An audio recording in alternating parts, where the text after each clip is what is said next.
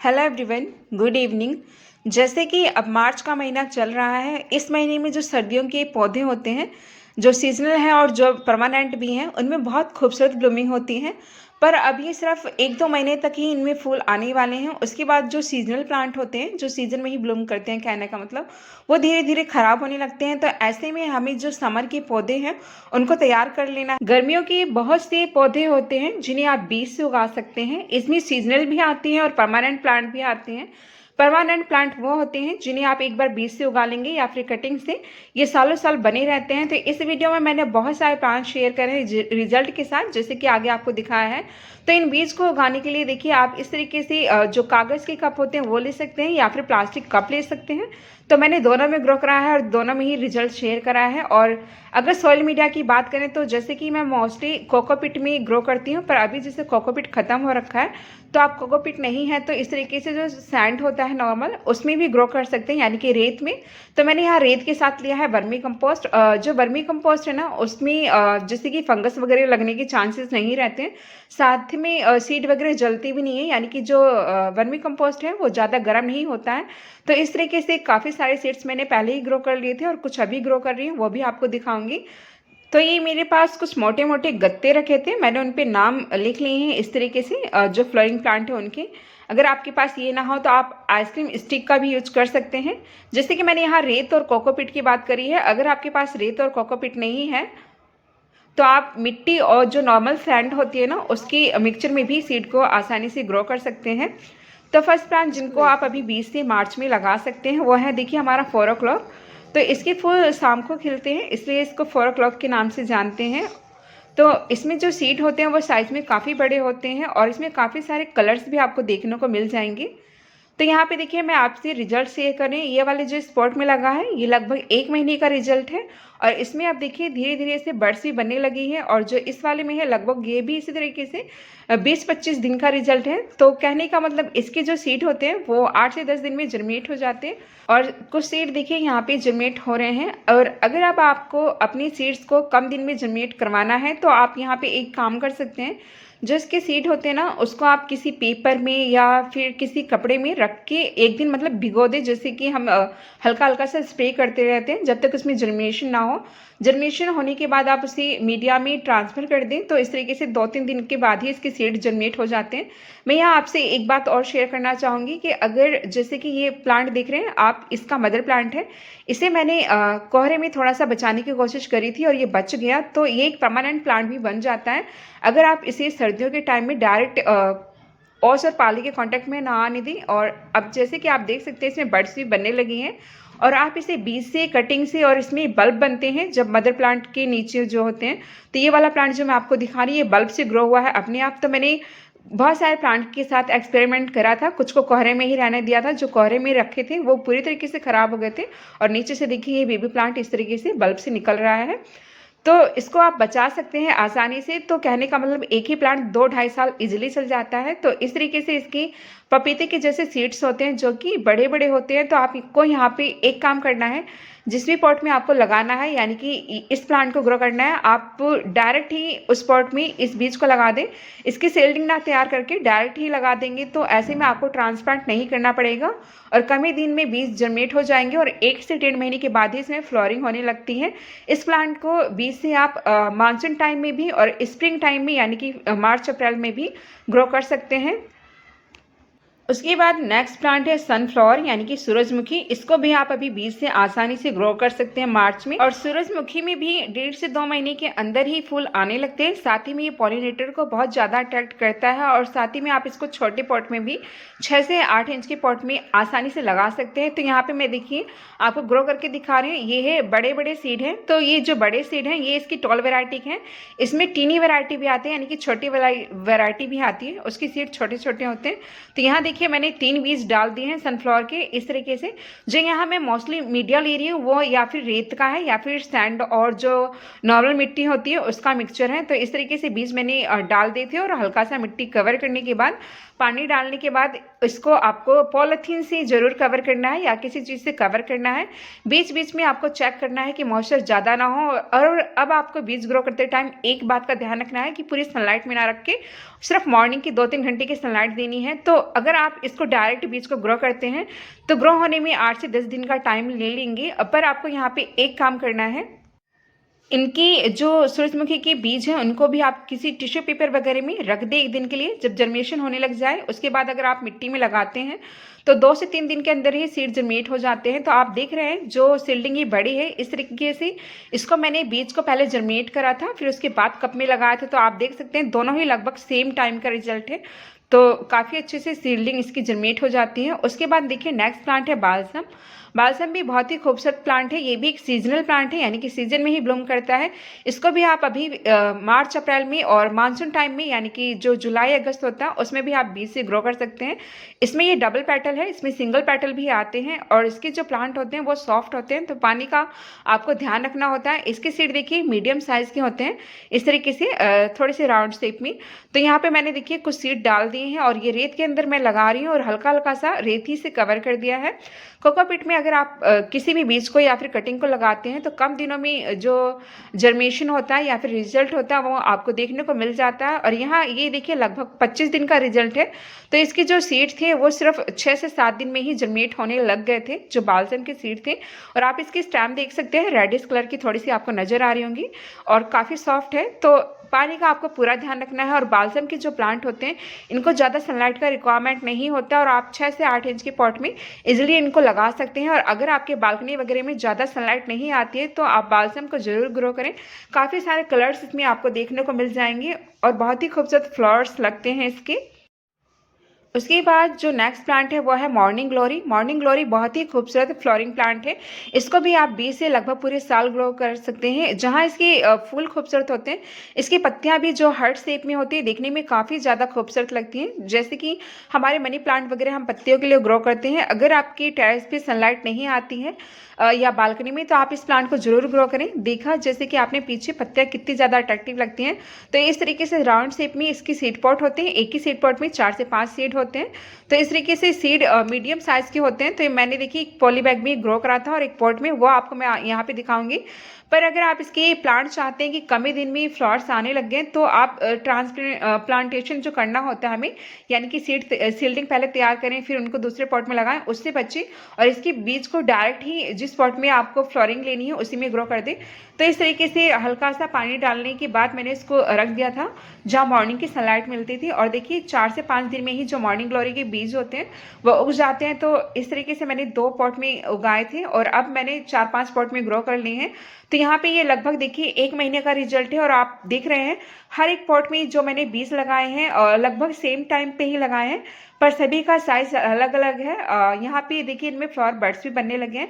Even 1 महीने के अंदर इनमें फ्लावरिंग भी होने लग गई है। तो अगर आप अभी मॉर्निंग ग्लोरी को बीज से लगाते हैं तो जाते जाते या तो मार्च के लास्ट में या अप्रैल में ही ब्लूमिंग स्टार्ट हो जाएगी। तो ये देख सकते हैं काफ़ी जिसकी पत्तियां हैं हेल्थी हैं। और इस तरीके से मैं आपको रिजल्ट दिखा रही हूँ कि देखिए ये 1 महीने का सिर्फ प्लांट है और इसमें पत्तियां भी ज़्यादा नहीं है। और आप हाइट देख सकते हैं, इसमें ब्लूमिंग स्टार्ट हो गई है। मॉर्निंग ग्लोरी के जो प्लांट होते हैं इनको ज़्यादा सनलाइट की जरूरत नहीं होती। तो सिर्फ आप इनको मॉर्निंग की 1 या 2 घंटे की सनलाइट देंगे तो इसकी पत्तियां तरोताज़ा यानी कि ग्रीन बनी रहती हैं, जो देखने में काफ़ी खूबसूरत लगती हैं। उसके बाद नेक्स्ट है विनका यानी कि सदाबहार। इसको भी आप बीज से आसानी से ग्रो कर सकते हैं। सदाबहार में देसी और हाइब्रिड दोनों वैरायटी आती है। आपके सामने ये हाइब्रिड वैरायटी है। हाइब्रिड वैरायटी जो होती है इसमें काफ़ी सारे कलर्स आपको देखने को मिल जाएंगे और देसी में पिंक और वाइट आता है। तो इसको भी आप अभी बीज से ग्रो कर सकते हैं। तो यहाँ मैंने कुछ सीड डाल दिए थे, ये देसी वैरायटी के जो कि जर्मेट हो गए हैं। बीजों को जर्मेशन होने में यानी कि जर्मेट होने में यहाँ पे 8 से 10 दिन का टाइम लग जाएगा। जैसे कि अब टेम्परेचर बढ़ने लगा है, पर जब तक आपकी सीडलिंग एक बार जर्मेट हो जाए उसके बाद आपको उसको ज़्यादा सनलाइट नहीं देनी है जब तक प्लांट स्टेबल ना हो जाए। वरना जो सीडलिंग है यानी कि सीड जो जर्मेट होते हैं उसके बाद सीडलिंग नीचे गिर जाती है यानी कि खराब हो जाती है, या तो ओवर मॉइस्चर की वजह से या ज़्यादा सनलाइट की वजह से। तो पानी का और सनलाइट का दोनों का आपका ध्यान रखना है। उसके बाद नेक्स्ट प्लांट जिसको आप अभी बीज से ग्रो कर सकते हैं वो है अपराजिता का प्लांट। और अपराजिता को हिंदू धर्म में काफ़ी ज़्यादा शुभ माना गया है। साथ ही में ये एक परमानेंट प्लांट है जो कि विंटर में थोड़ा सा डोमेंट हो जाता है, पर ये बना रहता है। जैसे कि जिसने मेरी वीडियो देखी होगी, लॉन्ग वीडियो जिसमें मैंने गार्डन अपडेट दिखाया था, उसमें मैंने दिखाया था कि काफ़ी सारे प्लांट थे मेरे पास इसके, मैंने कुछ निकाल दिए हैं। उसके बाद भी अभी 6 से 8 प्लांट मेरे पास इसके हैं। तो इस तरीके से इसमें मटर की जैसे सीड पॉट बनते हैं, यानी कि फलियाँ बनती हैं। तो जब ये थोड़ी सी ब्राउन हो जाती हैं तब आपको कलेक्ट करनी होती है। ये इसके सीड हैं ब्लैक कलर के, ये ब्लू वाले के सीड हैं। तो इस तरीके से आपको सोयल मीडिया के ऊपर स्प्रिंकल कर देना है और हल्का हल्का सा मिट्टी से कवर कर देना है। कवर करने के बाद इसको आपको मॉर्निंग की 1 से 2 घंटे की सनलाइट देनी है और पॉलीथीन से आपको ज़रूर कवर करना है। आप यहाँ पे एक काम कर सकते हैं, पॉलीथीन से कवर करने के बाद इस प्लांट मतलब जो सीड हमने लगाए हैं ज़्यादा मॉइस्चर ना हो, क्योंकि मॉइस्चर की वजह से भी सीड कभी कभी गल जाते हैं। उस पॉलीथीन में आप हल्का हल्का सा छेद कर दे किसी पिन की वजह से, पिन की सहायता से या फिर सीजर वगैरह की सहायता से, तो मॉइस्चर ज़्यादा नहीं बनेगा। तो इस तरीके से आप देख सकते हैं ये लगभग 15 से 20 दिन का जो रिजल्ट है, क्योंकि जो अपराजिता की सीड होते हैं उनका जो कवर होता है वो काफ़ी मोटा होता है। जर्मिनेशन में यहाँ 10 से 12 दिन भी टाइम लग जाता है कभी कभी। अगर आप इसको मानसून में ग्रो कर रहे हैं तो 6 से 8 दिन में ही अपराजिता के बीज ग्रो हो जाते हैं। तो जो अपराजिता है इसको भी आप अभी मानसून में और स्प्रिंग टाइम में और यानी कि मार्च अप्रैल में बीज से आसानी से ग्रो कर सकते हैं। उसके बाद नेक्स्ट प्लांट है गैलार्डिया। गैलार्डिया में भी बहुत खूबसूरत ब्लूमिंग होती है और ये भी एक ऐसा प्लांट है जो लगभग पूरे साल इसमें फूल आते रहते हैं और आप इसे पूरे साल बीज से ग्रो कर सकते हैं। सर्दियों में के टाइम भी यानी कि सितंबर अक्टूबर में, और गर्मियों के टाइम भी, और मानसून और स्प्रिंग में भी आप इसे बीज से लगा सकते हैं। तो ये देखिए इस तरीके से इसका सीड पोट होता है। तो इसमें थोड़े सा रेसी होते हैं, तो आप जब इस तरीके से इसकी सीड को अलग अलग करें, थोड़ा सा ध्यान से करें वरना रेसी चुभ जाते हैं हाथ में। तो एक ही सीड पॉट था, मैंने इसकी जो सीड अलग अलग कर दिए हैं और डाल दिया है इस तरीके से रेत के ऊपर और हल्का सा रेत से कवर कर रही हूँ। तो इसको भी जर्मिनेट होने में 6 से 8 दिन का टाइम लग जाता है। और अब इसको कवर करके मैंने रख दिया था और आप देख सकते हैं ये कुछ 7 से 8 दिन का रिजल्ट है और देखिए ये जर्मिनेट होने लग गए हैं। और अब जब सीड इस तरीके से छोटे से जर्मिनेट हो जाते हैं, इसके बाद आपको सिर्फ मॉर्निंग की ही सनलाइट देनी है। जब थोड़े सीड बड़े हो जाएं 3 से 4 इंच की, तब आप इसको फुल सनलाइट में ट्रांसफ़र कर सकते हैं। और एक ऐसा प्लांट है जिसको अगर आपने एक बार बीज से ग्रो कर लिया तो पूरे साल आपको फ्री में प्लांट मिलते रहेंगे। उसके बाद नेक्स्ट प्लांट जिसको आप अभी बीज से ग्रो कर सकते हैं वो है कनेर। कनेर में बहुत खूबसूरत ब्लूमिंग होती है, लगभग पूरे साल ही इसमें फूल आते हैं। ये हाइब्रिड वैरायटी है और इस तरीके से देखिए इसमें सीड पॉट बना था, तो इसकी सीड पॉट को मैंने कलेक्ट कर लिया था और वही मैं ग्रो करने जा रही हूँ। ये देसी वैरायटी है, इसमें राउंड शेप की सीड बनते हैं, उसको भी आप लगा सकते हैं अभी। तो ये सीड पॉट मैंने जो कलेक्ट करा था उसके ही बीज में लगाने जा रही हूँ। तो जैसे कि गजाने के सीड होते हैं ना, हल्के से थोड़े से इस तरीके के सीड होते हैं जो हमारी ये हाइब्रिड वैरायटी होती है कनेर की। तो हल्का सा इस तरीके से डालने के बाद थोड़ा सा दूर दूर कर दे बीज को, ताकि एक के ऊपर एक ना रहे, और हल्का सा मिट्टी से कवर कर देना है। अगर आप बारिश के टाइम में इन बीजों को लगाते हैं, जो कनेर का बीज है, तो 10 से 12 दिन में ही जर्मिनेट हो जाएंगे, पर यहाँ ये 15 से 20 दिन का टाइम भी ले सकता है। तो इस तरीके से हल्का सा मैंने रेत से कवर कर दिया और पॉलीथीन से कवर करने के बाद इसको मॉर्निंग की 1-2 घंटे की सनलाइट में रख देना है। कवर जरूर करें, क्योंकि अगर कवर करेंगे तो मॉइस्चर बना रहेगा और जर्मिनेशन जो होता है वो कम दिनों में हो जाता है। तो कवर करना इस टाइम ज़रूरी है, क्योंकि अब सनलाइट बहुत ज़्यादा तेज़ होने लग गई है और पानी बहुत जल्दी सूख जाता है। तो इस तरीके से हल्का हल्का सा पानी डाल दे रही हूँ। और जो मैंने इस तरीके से पेपर, ये जो गत्ते के पेपर थे, इन पे जो नाम लिखा था वो मैं लगाते जा रही हूँ, वो सब मैंने दिखाया नहीं है क्योंकि वीडियो बहुत लंबी हो जाती है। तो इस तरीके से मैं लगा के रखती जा रही हूँ। उसके बाद नेक्स्ट प्लांट जिसको आप अभी बीज से ग्रो कर सकते हैं मार्च के टाइम में, वो है हमारा कॉस्मोस। बहुत ही खूबसूरत प्लांट है। इसमें देखिए आपको येलो और ये रेड कलर देखने को मिल जाएगा। इसके सीड देखिए थोड़े से लंबे होते हैं शेप में इस तरीके से। तो इसको भी आप अभी इजीली ग्रो कर सकते हैं और इसको भी आप 6 से 8 इंच के पॉट में इजीली लगा सकते हैं। तो यहाँ देखिए मैंने कुछ सीड डाल दिए हैं और हल्का हल्का रेत से कवर कर दिया है और कवर करने के बाद मॉर्निंग की सनलाइट में रख देना है।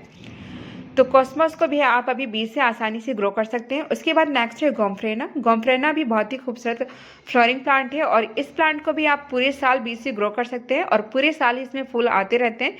यानी कि आप इसको मानसून में और स्प्रिंग यानी कि अभी मार्च अप्रैल में, और जब हमारा सितंबर अक्टूबर होता है तब भी आप इसको सर्दियों के टाइम पे भी बीज से लगा सकते हैं और इसमें नवंबर दिसंबर में भी फूल आते रहते हैं। तो ये इस तरीके से इसमें आपको पिंक और वाइट और पर्पल कलर देखने को मिल जाएगा। जब इसके फूल सूख जाते हैं यानी कि ब्राउन कलर के हो जाते हैं, तो इसकी पेटल में ही छोटे-छोटे से जिस तरीके से हमारे कोलियस में सीड होते हैं या फिर कॉक्सकॉम में उसी तरीके से छोटे-छोटे से सीड्स होते हैं। तो इस तरीके से देखिए फूल इसके सूखने के बाद मैंने एक ये कलेक्ट कर लिया था। तो इस तरीके से ये जो छोटे-छोटे से पेटल्स आप देख रहे हैं थोड़े से व्हाइट कलर की, इन्हीं में ही ब्लैक कलर के छोटे-छोटे से सीड्स होते हैं। तो इस तरीके से डालने के बाद हल्का-हल्का सा रेत से कवर कर दें या फिर जो भी सॉइल मीडिया आपने बनाया है और पानी डाल करके शेड में रख दें जहाँ पर छनती हुई सनलाइट मिले या फिर मॉर्निंग की 1-2 घंटे की। उसके बाद नेक्स्ट प्लांट है कोचिया। कोचिया एक फ्लोरिंग प्लांट नहीं है बट इसकी जो पत्तियां होती हैं पूरी समर ग्रीन बनी रहती हैं जो कि देखने में काफ़ी खूबसूरत लगती हैं और गर्मी में ठंडक का एहसास देती हैं। तो इस जो प्लांट को आप 6 से 8 इंच के पॉट में भी लगा सकते हैं और बड़े पॉट में भी लगा सकते हैं। जितना बड़े पॉट में आप इसको लगाएंगे उतना ज़्यादा बड़ा ये प्लांट होता है और इसमें सूखते टाइम यानी कि जब इसका टाइम हो जाता है फ्लावरिंग होती है, सीड भी बनते हैं, तो इसके सीड को भी आप कलेक्ट कर सकते हैं। इसके सीड साइज में थोड़ा छोटे होते हैं, स्टार शेप में कुछ इसके सीड होते हैं, तो सीड को आप अभी लगा सकते हैं। ये अभी लगाने का मौसम था तो मैं इसके बीज ग्रो कर रही थी, तो इसलिए मैंने इसको भी शेयर कर दिया है कोचिया को। तो इसको भी आप अभी बीज से ग्रो कर सकते हैं। मैंने जितने भी सीड यहाँ ग्रो करे हैं सभी की वीडियो भी आपको दिखाई है, फ्लोरिंग प्लांट की भी और कोचिया की भी, इस तरीके से, ताकि आपको आइडिया हो जाए। अगर आपको नाम याद भी ना रहे तो आप इनकी पिक्चर वगैरह लेकर के जा सकते हैं और बीज खरीद सकते हैं। और अगर आपको प्लांट मिल जाए और आप प्लांट लेना चाहें तो प्लांट भी ऐड कर सकते हैं। उसके बाद देखिए जो नेक्स्ट प्लांट है जिसकी बीज आप अभी लगा सकते हैं वो है मोरपंखी, और मोरपंखी को थुजा के नाम से भी जानते हैं। तो बहुत ही खूबसूरत प्लांट है और साथ में आप इसे किसी भी शेप में रख सकते हैं, यानी कि कोई भी शेप दे सकते हैं। और ये एक परमानेंट प्लांट है जिसे बीज से आप आसानी से ग्रो कर सकते हैं, पर यहाँ जर्मिनेशन होने में थोड़ा सा टाइम लग जाता है। इस तरीके से आप देखेंगे कि जब प्लांट थोड़ा सा मैच्योर हो जाता है तो ग्रीन कलर के इसमें सीड बनते हैं। जब थोड़े से ये सीड पॉट ब्लैक हो जाए तब आपको कलेक्ट करने होते हैं। तो अगर आप नर्सरी पर जा रहे हैं तो आसानी से आपको सीड पॉट देखने को मिल जाएंगे। तो आप एक सीड पॉट ले आएंगे तो उसमें 3 से 4 सीड आपको देखने को मिल जाएंगे। तो यहाँ मैंने देखिए मोरपंखी के भी सीड डाल दिए हैं। इनको जर्मिनेशन होने में 20 से 25 दिन का भी टाइम लग सकता है और कटिंग तो इसकी काफ़ी दिनों में लगती हैं। तो इस तरीके से बहुत सारे प्लांट हैं जिनको आप अभी बीज से लगा सकते हैं। और भी मैंने बहुत सारे प्लांट अभी बीज से लगाए हैं जो कि गर्मियों के फूलों के ही हैं, उनको मैं कभी बाद में शेयर करूंगी और उनका रिजल्ट भी शेयर करूंगी। तो इस तरीके से आप अभी इनकी बीज लगा लेंगे तो कुछ दिन में ही जर्मिनेट हो जाएंगे और मार्च लास्ट में या अप्रैल में ब्लूमिंग करने लगेंगे। तो आई होप कि ये वीडियो आपको पसंद आई होगी। तो चलिए मिलते हैं नेक्स्ट वीडियो में। अपना और अपनी फैमिली का ख्याल रखिएगा, हार्डवर्क करते रहिएगा टू अचीव योर गोल।